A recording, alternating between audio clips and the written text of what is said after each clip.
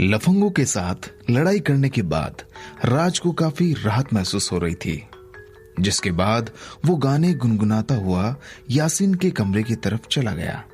राज को इस तरह के पंगों की काफी जरूरत थी। वो अपनी फेस टेक्निक को और भी ज्यादा निखारना चाहता था, लेकिन प्रैक्टिस करने की जगह प्रैक्टिकल करना राज को ज्यादा बेहतर तरीका लगता था। और मेहनत करो, आखिर किस बात के लिए? और मेहनत करो ताकि ये हमें और मार सके। मैंने तो फिल्मों में भी ऐसी भयानक पिटाई कभी नहीं देखी। इसने तो हमारा भरता बना दिया। कितना लुच्चा लड़का था ये। मैं पक्का कह सकता हूं कि ये जानबूझकर मुझसे टकराया था। ये पहले से ही लड़ने का मन बना चुका था और इसे बस लड़ने का कोई ना कोई बहाना चाहिए था। आखिर ऐसे लड़के आते कहां से हैं? इसे लड़ाई का इतना शौक क्यों हो रहा था? और लड़ना भी था तो इसे यहीं आकर अपना हुनर दिखाने की क्या जरूरत थी? मोहन ने रोते हुए कहा। 2 मिनट पहले उसे अपना विरोधी बेवकूफ लग रहा था, लेकिन असल में वो सभी लफंगे ही बेवकूफ साबित हो गए थे। राज ने इतनी बुरी तरह से उनकी पिटाई की थी कि वो कई दिनों तक इस पिटाई को भूल नहीं सकते थे। पिटाई के साथ साथ पिटाई का समय भी काफी मायने रखता था। राज ने सिर्फ और सिर्फ 2 मिनट के भीतर सभी लफंगों को ढेर कर दिया था। सभी लफंगों को फिलहाल यही लग रहा था कि उनके विरोधी ने उन्हें सताने के लिए ही उनसे पंगा लिया था। ये सब उसकी सोची समझी कोई चाल थी। हाँ मोहन, हमें ये दुश्मनी याद रखनी होगी। अगली बार हम अपने साथियों के साथ आएंगे और इसे धूल चटा देंगे। अगर 5 लोग मिलकर इसे नहीं हरा सकते तो हम 10 लोग लेकर आएंगे। अगर 10 भी कुछ ना कर पाए तो हम 20, यहाँ तक कि 50 लोग भी लेकर आएंगे। मुझे नहीं लगता कि ये कोई शक्तिमान है जो हम जैसे 100 लोगों से एक साथ लड़ पाएगा। हम इस पिटाई का बदला लेकर रहेंगे। अगर किसी को इस बारे में खबर भी लग गई तो हमारी गैंग की इज्जत तो मिट्टी में मिलकर रह जाएगी। एक लफंगे ने कहा। हाँ, हमें इसे सबक सिखाना ही होगा। हम हर हाल में अपनी इस बेइज्जती का बदला लेकर रहेंगे। हमें हमारी गैंग की खातिर ये करना ही होगा। मोहन ने दांत पीसते हुए कहा। असल में राज भी कुछ ऐसा ही चाहता था। राज तो इसी वादे के साथ इन लफंगों को छोड़कर गया था कि अगली बार वो सभी और ज्यादा तैयारी के साथ आएं, ताकि राज को बेहतर चुनौती मिल सके और वो अपनी सारी टेक्निक का ठीक ढंग से इस्तेमाल कर पाए। जब लफंगे आपस में बात कर रहे थे तभी छोटे बालों वाली लड़की उनके करीब से गुजरी। वो लड़की बिना मेकअप के भी काफी सुंदर लग रही थी। आमतौर पर मोहन और उसके लफंगे दोस्त इस लड़की को घेर लेते, उसे परेशान करते और उसे छेड़ते, फिर शायद उससे कुछ अजीब डिमांड भी कर सकते थे। हालांकि आज नजारा कुछ और ही था। वो बस धूल चाट रहे थे और कुछ भी नहीं कर पाए। लड़की को ये देखकर काफी निराशा हुई। वो तो यही चाहती थी कि ये सभी लफंगे उसे छेड़े, लेकिन आज उसकी उम्मीद पर पहले ही कोई पानी फेर कर चला गया था। छोटे बालों वाली लड़की और करीब आई और उन लफंगों को देखने लगी। मुझे तो भरोसा नहीं हो रहा, यहाँ कितना कचरा पड़ा है, उस लड़की ने बड़बड़ाया। क्या कचरा? तुम क्या कह रही हो? क्या तुम्हें दिख नहीं रहा? मोहन ने कंफ्यूज होकर कहा और फिर उसे असलियत समझ आई। छोटे बालों वाली लड़की उनके ऊपर से जमाई लेते हुए गुजर गई। इसको तो मैं अच्छा मजा चखाऊंगा। इसकी हिम्मत कैसे हुई मुझे कचरा कहने की? मोहन गुस्से से बिलबिलाता हुआ वहीं पड़ा रहा। उसे इस लड़की की हरकत जरा भी पसंद नहीं आई थी। रास्ते से चलते हुए राज ने मोमोज पैक करा लिए और दूध भी ले लिया। यासीन के कमरे पर पहुंचकर उसने दरवाजा खटखटाया।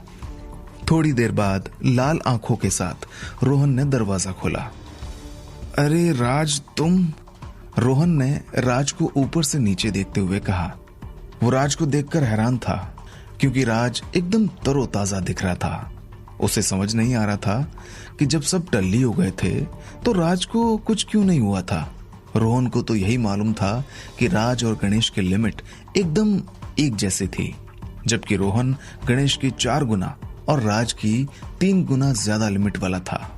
लेकिन कल राज ने रोहन, यासीन और गणेश को ज्यादा टल्ली कर दिया। आखिर वो करना क्या चाहता था? रोहन को यही लग रहा था कि कल राज सिर्फ पानी पी रहा था और सबको बेवकूफ बना रहा था। लगता है तुम अभी अभी उठे हो। तुम लोगों ने पहले ही 2 क्लास छोड़ दी हैं। मैं तुम लोगों के लिए नाश्ता लेकर आया हूं, तुम खाना चाहोगे? राज ने मोमोज और दूध के पैकेट दिखाकर कहा। चलो, कम से कम तुम में इतनी अक्ल तो है। रोहन ने तुरंत नाश्ता राज से छीनते हुए कहा। मुझे कुछ अच्छी खुशबू आ रही है। क्या लाए हो? मुझे बहुत भूख लग रही है। यासीन ने सिर खुजलाते हुए कमरे से बाहर आकर कहा। गणेश कहाँ है? राज ने पूछा। वो तो अभी सो रहा है। उसने तो कल रात नाक में दम कर दिया। वो नींद में भी बड़बड़ाता रहा। न जाने क्या क्या अनाप शनाप बक रहा था। यासीन ने हंसकर कहा। लगता है इन सब बातों का सही जगह इस्तेमाल किया जा सकता है। जब मेरे पास पैसे नहीं होंगे तो गणेश से पार्टी देने के लिए कहकर इन बातों को बीच में लाया जा सकता है। राज ने सोचते हुए कहा। हाँ, ये बढ़िया रहेगा। कम से कम 2-3 बार तो ये चाल काम कर जाएगी। इससे आगे शायद वो इस बात की परवाह करना ही बंद कर देगा। रोहन ने कहा। मुझे एक जगह पता है जहां हम उससे पार्टी ले सकते हैं। मैंने सुना है वहां का खाना बेहद कमाल का है। यासीन ने सिर हिलाकर कहा। तुम तीनों नरक की आग में जलोगे देखना। गणेश ने अपनी आंखें मलते हुए कहा। उसे लगता था कि ऐसे दोस्तों के साथ रहना ही उसकी बदकिस्मती थी, क्योंकि ये तीनों बहुत बड़े छिछोरे थे। यासीन, क्या तुम इन दवाइयों को ढूंढने में मेरी मदद कर सकते हो? मुझे ये जानना है कि ये दवाइयाँ यहाँ कौन कौन बेचता है। यासीन के कमरे पर थोड़ी देर आराम करने के बाद राज ने यासीन के पास जाकर कहा। राज ने अपनी जेब से शल्य का दिया कागज निकाला जिसमें 4 दवाइयों के नाम लिखे थे। तुम बीमार तो नहीं हो, है ना? यासीन ने कागज को देखकर पूछा। मैं तो एकदम बढ़िया हूँ। मेरे एक दोस्त को ये दवाइयाँ चाहिए। हालांकि उसे ये नहीं मालूम कि ये दवाइयाँ कहाँ मिलेगी, इसीलिए उसने मुझसे मदद मांग ली। तुम्हारे कंप्यूटर स्किल में तो तुम्हें कोई पछाड़ नहीं सकता, तो मैंने सोचा क्यों ना एक बार तुमसे ही पूछ लूं। राज ने मस्का लगाते हुए कहा। आजकल दवाइयाँ ढूंढना काफी आसान हो गया है, क्योंकि सारी दवाइयों की लिस्ट बनी मिल जाती है। मुझे बस इनके नाम डालकर यहाँ की लोकेशन डालनी होगी। इसके अलावा मैं बाकी जगहों पर भी इनकी सभी जानकारी देख सकता हूँ। मैं कल तुम्हें इस बारे में बताता हूँ। यासीन ने कहा। ठीक है, मुझे इंतजार रहेगा। अगर तुमने ये कर दिखाया तो गणेश की पार्टी देने के पहले मैं तुम्हें स्पोर्ट इवेंट के बाद उस जगह खिलाने ले चलूंगा। राज ने वादा करके कहा। फिर तो समझो हो गया। यासीन ने खुश होकर कहा। वाह, वादा मत भूलना। राज ने हंसते हुए कहा। पीछे मुड़ते ही राज ने खुश होकर अपनी मुट्ठी बांध ली। यासीन की मदद से वो काफी जल्दी उन दवाइयों के बारे में जानकारी हासिल करने वाला था। इसके बाद वो अपने दुश्मन का पता भी आसानी से लगा सकता था। 10 मिनट बाद राज यासीन के कमरे से चला गया और शल्य के घर की तरफ जाने लगा। वैसे भी नाश्ता करने के बाद उसके सारे दोस्तों ने आराम करने का मन बनाया था, इसीलिए समय होने के कारण राज शल्य के पास चला गया था। शल्य ने अभी तक राज की काफी मदद की थी और इस एहसान का बदला राज सिर्फ थकान मिटाने वाली दवाई बनाने में शल्य की मदद करके चुका सकता था। राज की सहूलियत के लिए शल्य ने उसी कंपनी का इंडक्शन और हॉटपॉट लिया था जो राज के हॉस्टल में था।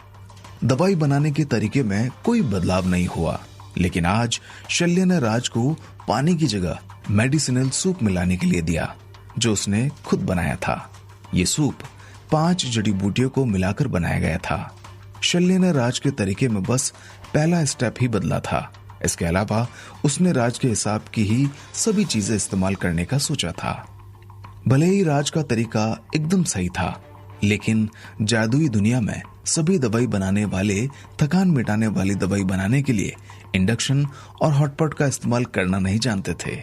दवाई बनाने वालों को इंडक्शन और हॉटपॉट का इस्तेमाल करने के बारे में सोचकर ही शल्य के सिर में दर्द होने लगता था, इसीलिए उसे थोड़े से बदलाव की जरूरत थी। इसके अलावा शल्य के हिसाब से इस मेडिसिनल सूप की मदद से दवाई बनाने के समय को कम किया जा सकता था।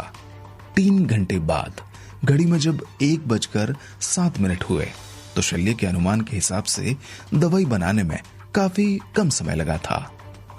ये हो गया, राज ने गहरी सांस लेकर कहा और अपनी नाक बंद कर ली। अगले ही पल बर्तन में से काला धुआं निकला और चारों तरफ फैल गया।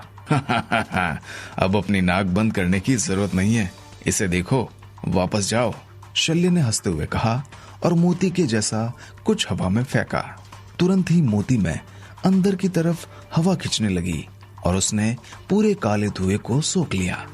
राज अपनी आंखों के सामने ऐसा होते देख रहा था। उसका बहुत मन था कि वो भी ऐसा कर पाए। ये लो, बस ध्यान रखना कि ये गिरे ना, वरना ये फट भी सकता है, शल्य ने मोती राज की तरफ उछालकर कहा। सीनियर, आपको मुझे इतना सब नहीं देना चाहिए, राज ने मोती पकड़कर कहा। मोती को देखने के बाद राज को समझ आया कि ये किसी खास तरह की औषधि थी जिसे कवर किया गया था। हालांकि इसका उपयोग कुछ खास नहीं होता और लोग इसे यूं ही फेंक देते हैं। आज मुझे इसका इस्तेमाल करने का मन हुआ ताकि मैं तुम्हारी थकान मिटाने वाली दवाई से सारा धुआं सोख सकूं। हालांकि जैसा मैंने तुम्हें पहले ही बताया था कि तुम्हारी थकान मिटाने वाली दवाई से जो धुआं उठता है वो हर पहले लेवल के जादूगर को दिक्कत में डाल सकता है, जिसने अभी अभी अपनी नाक के सेंसेस खोले हो। अगर कल को तुम्हें कोई दूसरे लेवल का दुश्मन मिलता है तो तुम इससे उसे टक्कर दे सकते हो। अगर तुमने इसका सही इस्तेमाल किया तो तुम लड़ाई भी जीत सकते हो, शल्य ने मुस्कुराते हुए कहा। शल्य ने बिल्कुल सही समय पर राज को ये मोती दिया था। क्या राज कलंदर का पता लगा पाएगा? क्या राज कलंदर को टक्कर दे पाएगा?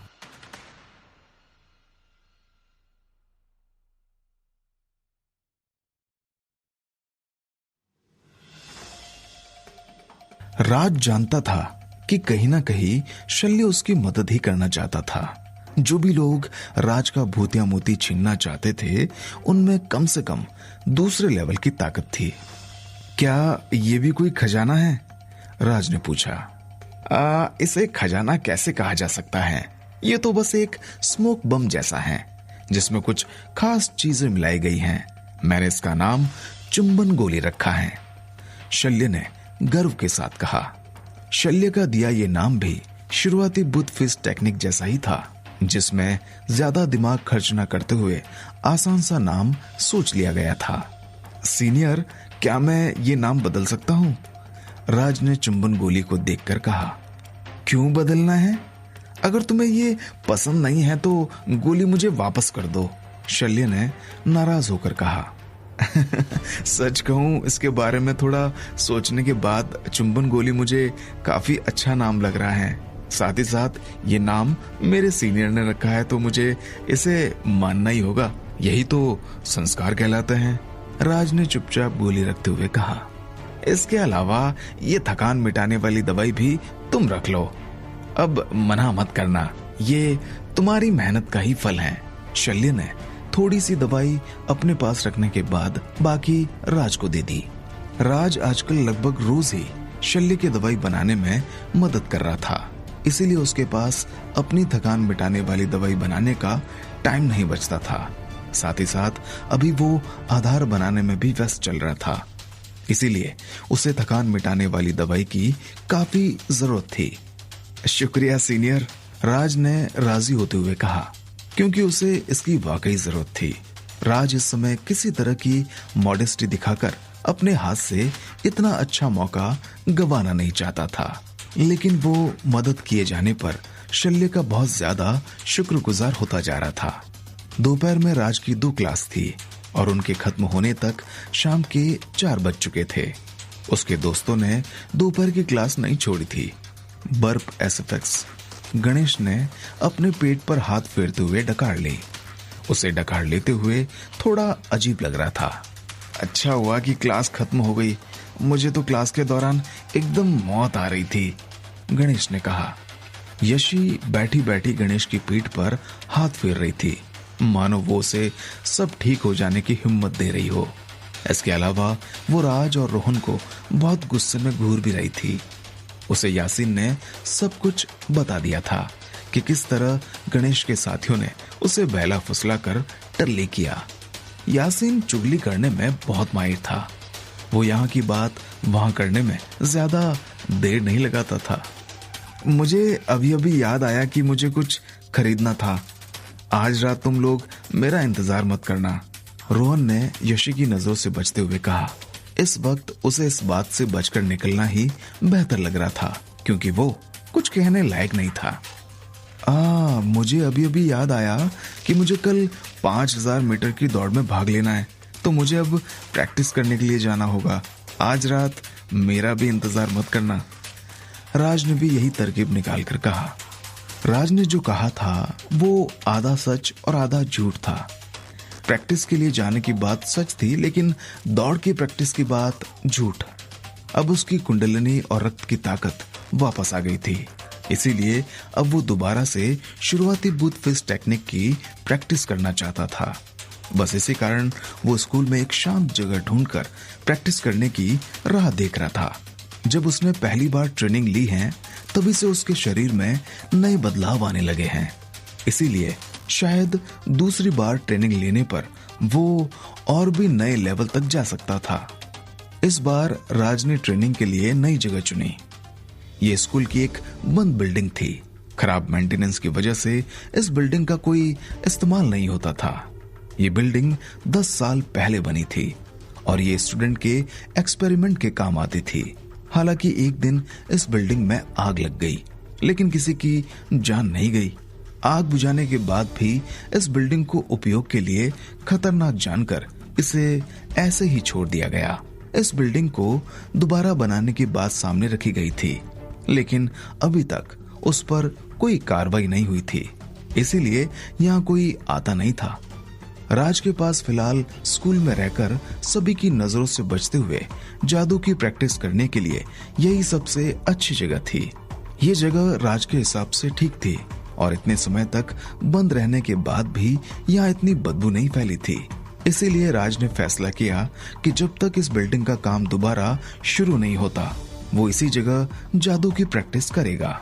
राज इस जगह से काफी संतुष्ट था। अपनी आंखें बंद करने के बाद राज ने सबसे पहले शुरुआती बुद्ध फिस्ट टेक्निक के 18 फॉर्म को मनी मन दोहराया।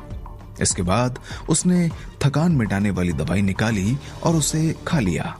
अब बस उसे दवाई के असर होने का इंतजार करना था। वक्त हो गया। राज ने अपनी आंखें खोली और फिस्ट टेक्निक की पोजीशन में खड़ा हो गया। आंखों से इशारे करते हुए कमर को हिलाकर शरीर को धनुष की तरह खींचते हुए आगे की तरफ पूरी ताकत से मुक्का। फिस्ट टेक्निक के तरीके को बोलते हुए राज ने उसकी प्रैक्टिस शुरू कर दी। उसके कानों में फिर से घंटी बजने जैसी आवाजें आने लगी और उसकी आत्मा की एनर्जी में ये आवाजें घुलने लगी। आत्मा की एनर्जी उसके शरीर से निकलकर उसके मुक्के में समा गई और उसके शरीर को ताकतवर बना दिया। आत्मा की इस एनर्जी के बूते पर राज एक ही मुक्के में 1000 मुक्कों की ताकत समेट चुका था। राज का शरीर गर्म हो चुका था। उसकी कुंडलिनी और रक्त की शक्ति उसकी पहली ट्रेनिंग के मुकाबले और भी ज्यादा उफान मार रही थी। इस बार रक्त और कुंडलिनी की ताकत और भी तेज बढ़ रही थी। राज का पसीना बारिश की बूंदों की तरह गिर रहा था, लेकिन राज अभी उस हद तक संतुष्ट नहीं हुआ था। तब उसने ताकत को ही सब कुछ नहीं माना, बल्कि इस बार वो अपने मुक्कों को बदलकर इस्तेमाल कर रहा था। इस बार वो माया जाल में पैदा हुए उस आदमी की तरह प्रैक्टिस कर रहा था। आत्मा की शक्ति राज के पूरे शरीर को ढक चुकी थी। जब उसने फिस्ट टेक्निक की तो कुछ आत्मा की एनर्जी चारों तरफ फैल गई। बिल्डिंग में मौजूद हल्की फुल्की गंदी बदबू भी आत्मा की एनर्जी के कारण साफ और ताजगी भरी हो गई।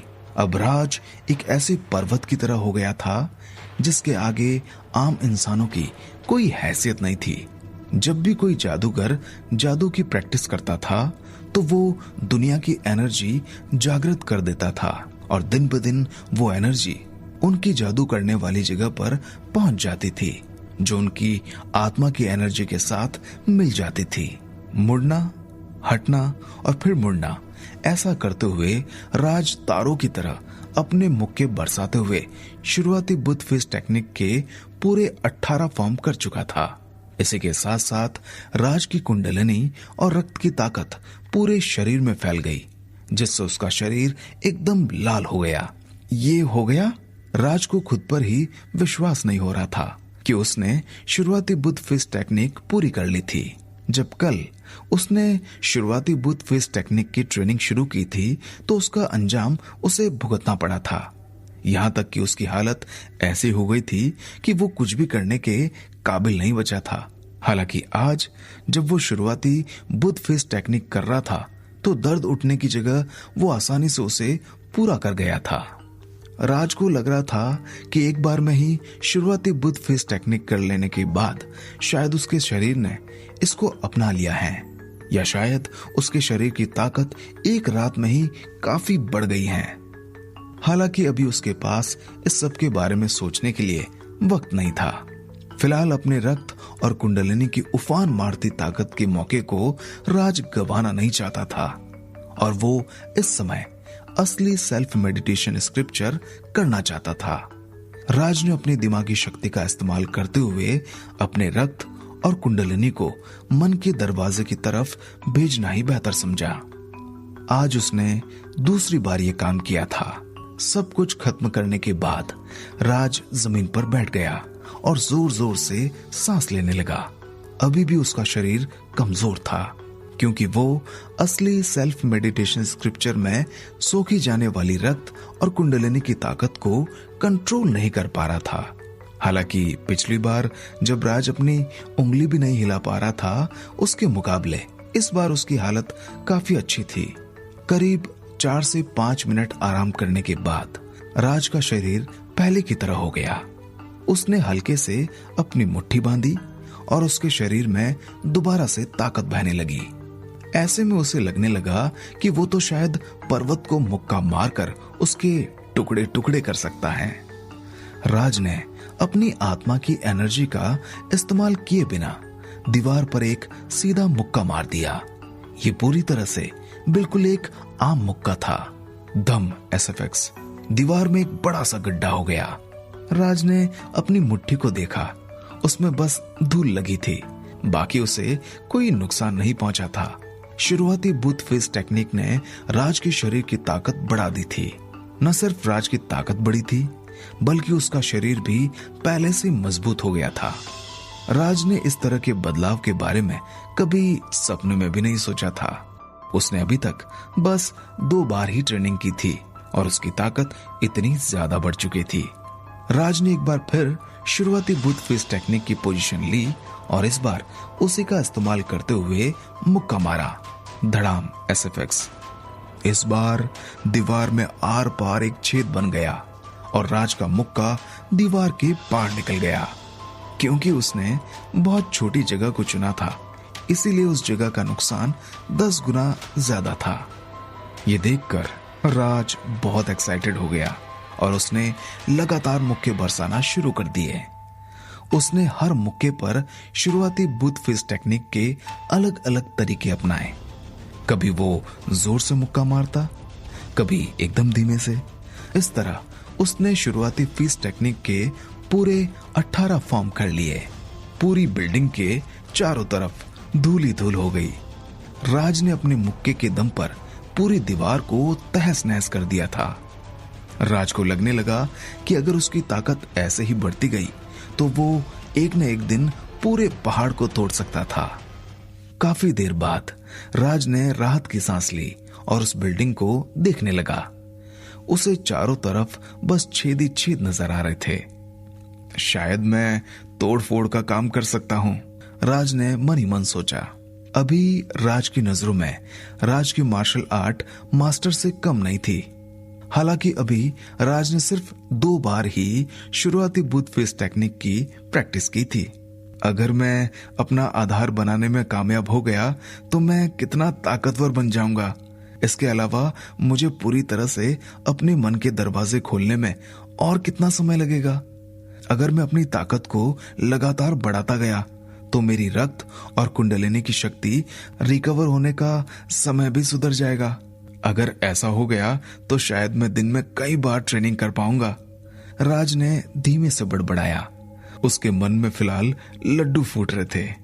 अभी वो रक्त और कुंडलिनी की गोलियां नहीं ले सकता था। राज के मन में एक सवाल और भी चल रहा था कि शुरुआती बुद्ध फिस्ट टेक्निक की ट्रेनिंग के अलावा और किस तरह वो अपनी ताकत बढ़ा सकता था। राज इस बात को बार बार दोहरा रहा था। उसे लग रहा था कि उसे ये बात पहाड़ी मारुतियों से पूछनी चाहिए। मैं तुम्हें इसका जवाब देती हूँ। शरीर की ताकत बढ़ाना बहुत ही आसान काम है। राज को अपने पीछे से एक मीठी आवाज सुनाई दी। राज जैसे ही पीछे मुड़ा वो हैरान रह गया। क्या राज के जादू का रहस्य कोई जान गया था? आखिर राज के पीछे कौन खड़ा था?